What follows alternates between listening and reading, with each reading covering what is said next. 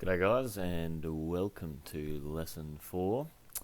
Today we're going to be looking at this dot point here: how individuals and groups experience social exclusion within Australia at the micro, meso and macro levels.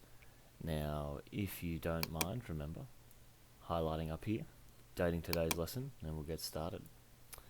So I started today with a few political cartoons here. More for political commentary. You can use these as content analyses. They're very good for that. A lot of you are familiar with political cartoons and using them in your PIP.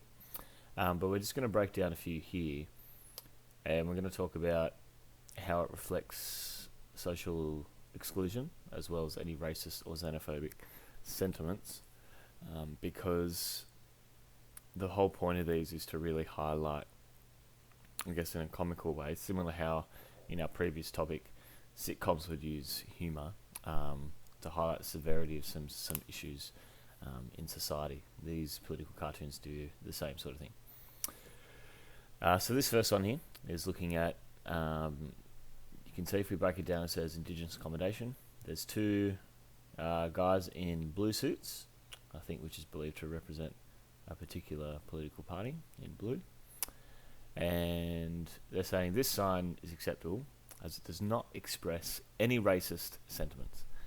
And if you look at the whole picture, as opposed to just the sign itself, this, where you can see clearly here, this is representing to Aboriginal Australians, First Nations people living, as we can say, this is accommodation, in not very well off accommodation at all. You see even the dog looks quite malnourished, quite small. So what if we take this whole picture into being? To me, what this is speaking of is systemic racism in general, particularly in alignment with social housing and Aboriginal housing, in particular for communities out west, where they're saying our policy is not racist, there's no any racist sentiments in it, so technically therefore it's fine. Whereas if you look at the reality of the situation, or the bigger picture of the situation, you can clearly see it is still targeting and creating social exclusion. So that's that one broken down. I think this one is fairly self-explanatory. I think you guys will be pretty au fait with that. These two here, the gentleman in the wheelchair with the word benefits here, and the doctor here talking about a new disability test, are referring to social exclusion experienced by people with a disability. So what this is relating to is the NDIS, which was the National Disability Insurance Scheme. Basically, a few years ago, or even last year, there was, as well as a couple of years ago, there was new tests put out and a new process to determine whether or not you had a disability and the extent to which you would receive benefits for having that disability. Now, it got to the point where, as this comic is highlighting, good news, according to the government, you're not dead and you can go back to work. So this idea that under these new disability tests, those that really should have a lot of supports, I guess the joke here is that because he's passed away, that he's no longer living, so he's clearly dead. And I guess the parallel here is that a lot of people with a disability feel like death every day because they don't have enough supports put in place, and a new test is saying that they need to go back to work and not get any benefits. Whereas the flip side here, and the flip coin here, is someone who's clearly a person suffering with disability. Someone's asking, are you a deserving or undeserving person with disabilities? So I guess the humility in the process was stripped back and taken away from people there. Again, I think this middle one here is fairly obvious. I put in this one just on its own as a little bit of a fun one, but it's still social exclusion to some extent. I want you maybe actually to write here, just in this little space here, how are these dogs feeling social exclusion? What barrier is preventing them from being included in this scenario? That would be very good. And then here lastly this is reflecting the notion of terra nullius, or the notion of Aboriginal land ownership. The judge saying, how about a compromise? We keep the land, the rights, the natural resources, fishing timber, but we'll just acknowledge you as the traditional owners of it. Sound like a good deal? Not necessarily. So I guess with these comments we can see that social exclusion is still a really big issue in Australia, at a micro, meso and macro level here as well. So a lot of different areas, but specifically or especially our main topic where we're looking at First Nations people. So a bit of a recap on what social exclusion is. We remember it's the failure of society to provide individual and groups with access or rights to opportunities that are normally extended to its members. So you would highlight that. What I want you to do as part of this revision activity is go back to your reading from week 1, which is this here, if you remember it. And I want you to go back and list the 7 groups which were most likely to experience social exclusion here. And then once you've listed them and you've shot out 7 things, I just want you to shortly and sharply dot point some areas you think they experience social exclusion in. So what areas of society? Do you think it's in education? Do you think it's in the justice system? Do you think it is in the workplace? Another area that you might think of. So I just want you to list a few areas where you think they're likely to experience social exclusion, or the types of social exclusion even that they do experience, whether that's racism, whether it is not fair funding, whether it's due to a physical or mental disability or illness that they can't participate in some sort of action. So whatever it is, I would like you to write it there. That's what that activity is. Moving on here, we're going to be really breaking down what social exclusion is in Australia. So discrimination, if you guys can make this a concept card, that would be really good as well. So discrimination is the act of making unjustified, that's the key word there, unjustified distinctions between humans based on the groups, classes, or other categories to which they are perceived to belong. Okay, so that's the main thing, unjustified distinctions between human beings. Okay, that's our main. If you would underline that, but highlight that first sentence, and then that's your concept card. Now with social exclusion within Australia, it particularly occurs to the following groups. Okay, you can either experience, and the hint, this might help you answer, some of the stuff here, but you'll experience social exclusion or discrimination typically if you belong to what's called a different racial or ethnic group. So typically that's anyone other than white, whether you so groups that experience routine social exclusion in Australia due to their ethnic group or racial group is our First Nations people, is Asian people from particularly from China at the moment within Australia, certain Europeans. If you look at the kind of the Western Sydney, Southern Shire area, there's a lot of discrimination towards people from Italian, Greek, or Arabic backgrounds as well. Middle Eastern people is another one there as well. So there's a lot of different ethnic and racial groups that anyone other than white typically experience high levels of social exclusion in Australia. There's then people who follow different belief systems and cultural practices. Now, again, what we mean by different, and same here, is it's different from the norm. Okay, so I guess here different belief systems is particularly if you are Muslim and you follow Islam, or if you're any number of other belief systems such as Hinduism, again, for example. So anything that's, I guess, within Australia that's not Christianity, which isn't the norm, typically experience levels of social exclusion. People with a disability, Now, if you can write next to this one, that can be a physical disability, can be a mental disability as well, but it can also be like an autoimmune, which I guess kind of falls under a physical disability there. Those living in different environments. Now, these different environments are already listed here for you. The person that experiences the most is typically those who are isolated, followed by rural, and then urban being the least.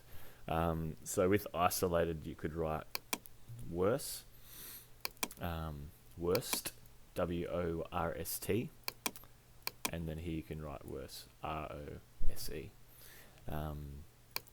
So the reason that people in particularly isolated and rural environments experience social exclusion is they don't have access to social services as clearly as we do in our urban environment or metropolitan areas. And because of that lack of services, there's a lack of jobs there. Therefore, there's like a choice of school. There's lack of healthcare. There's also a lot less staff to drive those things. So whereas in an urban area, you've got your pick of 10 different doctors' practices. Say in a rural town, you've only got your pick of maybe one. And if that doctor's off sick or is on holidays for the next 2-3 weeks, tough, you can't see anyone. Unless you want to drive, 2-3 hours over to the next town. So that can cause a lot of social exclusion. Then we have different ages. So we looked at our last reading that elderly Australians particularly, if you want to write that here as well. The very, very young and the very, very old are the most susceptible to social exclusion in regards to age. Gender, we looked at in our last reading as well.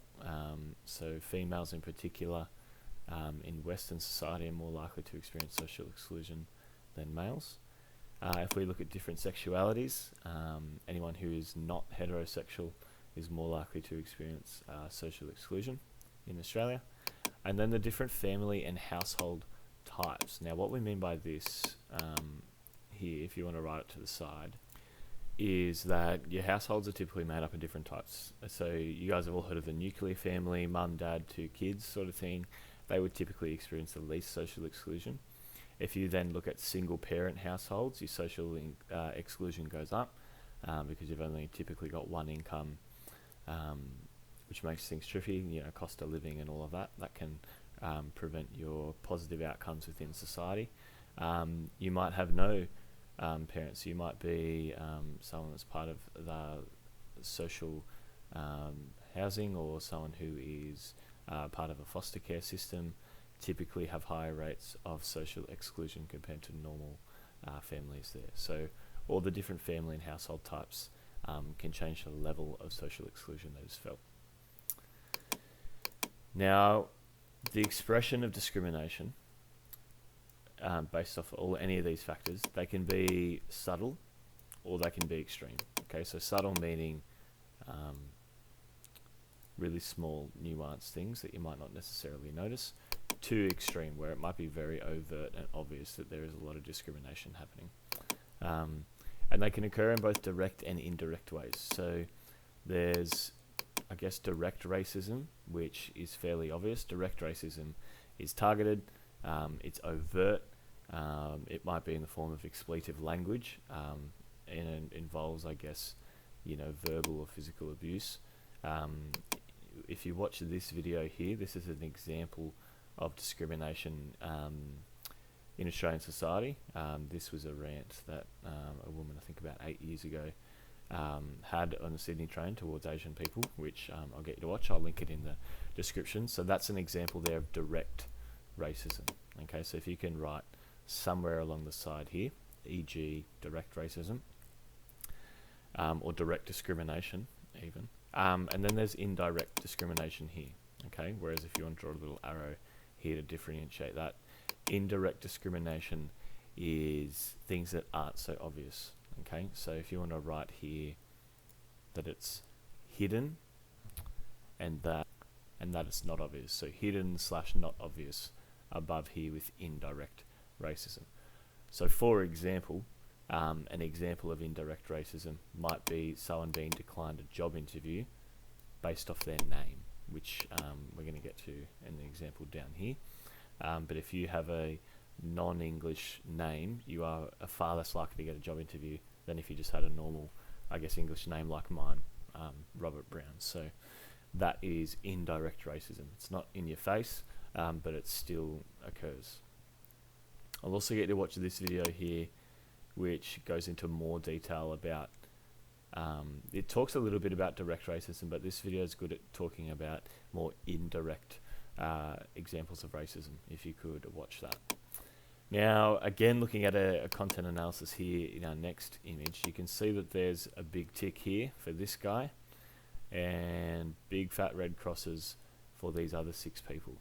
I would like you, as an activity, just in quick one word or 1 or 2 words just below here under each person, tell me why there's crosses next to them, tell me why there's a tick here, tell me why there's a cross against each of them. So I think, what is the, I guess we can typically see here that this is a white male, you know, he kind of, I don't know, he's got blonde hair. Maybe this is representative of me. But the idea is that he's Anglo-Saxon, he's white, he's male. Typically not going to experience much social exclusion. He's going to have a lot of equity and opportunity and equality come his way. I guess what I want you to do is looking at each of these guys, where is a barrier for them to participate in society, and where might they be likely to be discriminated against? It looks like they're all lining up for a job interview. So I want you to just tell me in one word underneath here what it might be. Now, I'll kick you off. For this person, I would just write age. Okay, age/old. That would be the discriminating factor, I believe, for this person, and so on and so forth. So go along the lines here and see what you come up with. Now here, this is a little bit of a, I guess there's nothing heaps I want you to do with this, but it's an important image that I thought I'd put here just to talk about a little bit. When we talk about social discrimination, we often sort of see it from this level here, where you can see the clear discrimination, where there's segregation of people, there's criminal justice disparities, so the idea that a black person is more likely to get arrested by police than a white person. There's economic discrimination, you know, white people earning more than non-white people. Political discrimination, more white people represented than non-white people, and you know, you can go through the list. We often see that discrimination playing out in day-to-day society, and then we see it when it gets really ugly, is that when there's bias-motivated violence. Now, whether that's, a lot of this here is very physical violence, where you can see the Black Lives Matter movement a couple of years ago was a very big example of this, where we had assault and technically murder, it was found out later, with police brutality in America. There's certainly a case for that here in Australia when we're talking about, instead of African Americans, we talk about First Nations or Aboriginal people. There, you know, years ago was I don't know if you guys heard of the Cronulla riots. If you haven't, maybe look it up. But there's a lot of bias-motivated violence that has existed in Australia for a long time. But we often only see it when it gets to this stage. What we don't notice is this pyramid, the pyramid of hate, I've called it, is you can see these are the building blocks of discrimination.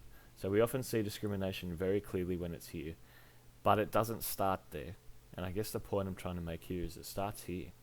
It starts with the really small acts. It starts with the biased attitudes, having fear of someone that's different to you. It's those quick little jokes, those stereotypes, those insensitive remarks, the microaggressions, justifying bias by seeking out like-minded people, or accepting or even ignoring misinformation about something.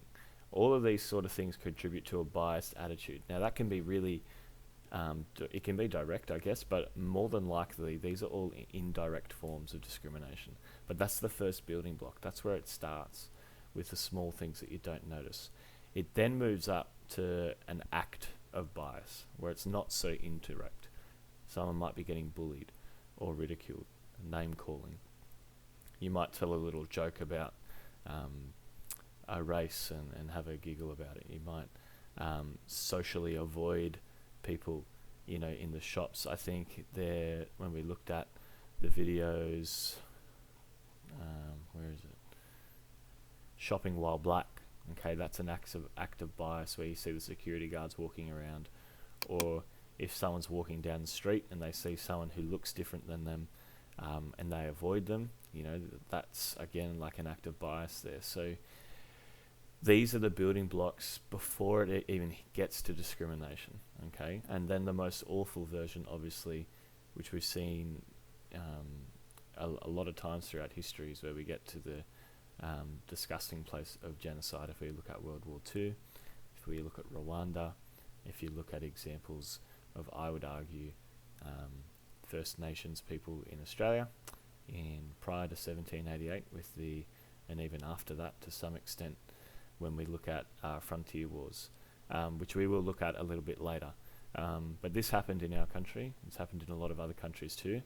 But it doesn't start here. This is where it starts, and it starts with really low-level, indirect sort of things of racism, and then it becomes, even if you want to label that, if you can label indirect here, then direct here, and then after you've done that, can you write systemic here? So it starts with a bit of indirect discrimination, and then it gets to direct discrimination, and then that discrimination is systemic within society. And then after that, it moves to this bias-motivated violence, whereas here I want you to write it's overt, O-V-E-R-T. And then I don't even really have a word to describe this when it gets that bad. But you can see, I just wanted to point out that we're talking about it mostly here and here, and somewhat here when we talk about it in this course, but it really does start here. Some examples of these discrimination experiences, if we move to the next page, just before we cap off, is I thought I'd just write a few examples here. I mean, you could probably think of heaps because our dot point's looking at micro, meso, and macro. So I think this lesson has talked a bit about the how they experience it. And this is, I guess, some evidence or data that proves that there is exclusion in Australia at micro, meso, and macro levels. So at a micro level, there could be verbal or physical abuse due to a difference of age, gender, sexuality, ethnicity, race, disability, religion, or environment. You might not be able to perform your daily lifestyle needs due to a visible or invisible disability. So I guess those two words there is a visible disability is typically, say you saw a person in a wheelchair, that's a very visible disability, but an invisible disability might be something like an autoimmune disease. It might be something like chronic fatigue, where you can't necessarily see it, but it still creates a lot of social exclusion for that person.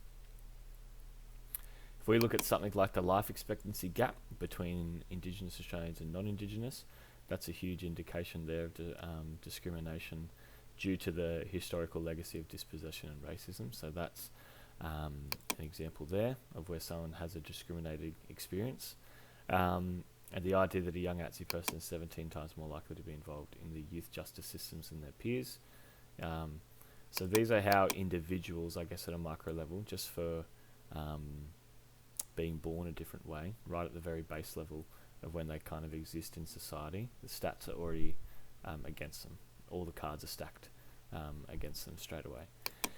Some examples, I guess, at a meso level could be an employee or an employer, refusing to hire someone because they're Aboriginal and instead hiring someone that is less qualified due to having a different ethnic background, or the idea that you have two equal people, even in terms of job and experience, and you go with the person that is typically Anglo-Saxon or white. And this kind of really links to this bottom here. There was a study that was found that only 10% of black candidates get job interviews when their race could be implied by their resume. So whether that's by their name, even if some resumes have a photo, if it's, say, they talk about the university they went to, and typically, this was an American study, of course, and they look at, but it applies to Australia as well with Aboriginal Australians, particular areas that they grow up in, if that's a larger target of a non-Anglo-Saxon background. However, if those people changed their name, they were 25% more likely to get offers once they whitened their resumes. And then there was a similar study done in Australia where 21% of Asian candidates got an interview with whitened up resumes, up from 11.5%. So they almost doubled their chances of getting a job, whereas black people 2.5 times more likely, Asian people are about 2 times more likely to get a job if they whiten up their resume in terms of their name. So that's a pretty shocking stat there. So that's an example of discrimination at the meso level. A work policy might state that only full-time workers can be promoted to higher duties. That discriminates against women who are more likely to work part-time due to maternal commitments. So these are some examples at a meso level where you could experience discrimination. At a macro level here, I've put almost all of our examples here based on Aboriginal Australians, because that's really what we're going to focus on a bit later, but that's where we see most of it at a macro level. The White Australia policy way back when forbid immigrants from non-European backgrounds to immigrate to Australia. So if you weren't European, aka if you weren't white or Anglo-Saxon, you were limited to when you could come here.